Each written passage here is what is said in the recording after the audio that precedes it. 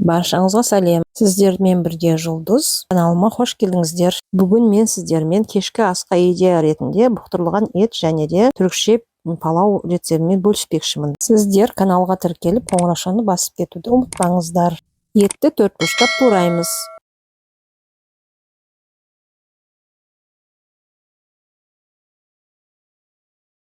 Көп мөлшердегі пиязды аршып, ортасынан 2-ге бөліп, жарты дөңгелек қылып тураймыз. Қазанға сұйық май мен тоң майды араластырып қыздырамыз. Осы қызған майға етті салып қуырамыз.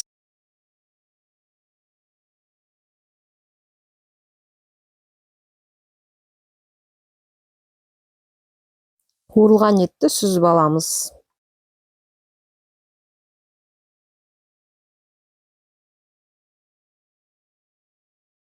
Осы майға пиязды саламыз.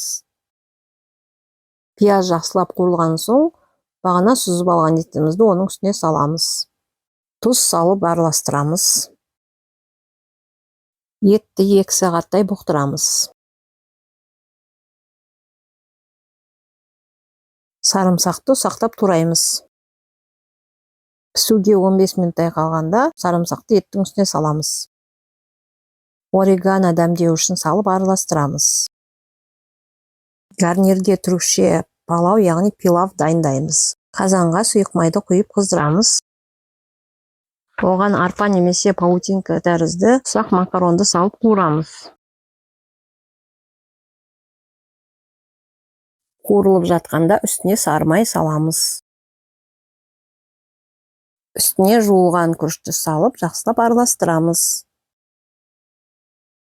Оның үстінен қайнаған су құямыз. Су күріштен 1 сантиметрдей асып тұру керек. Тұз салып араластырамыз. Астын басып 25 минуттай пісіреміз.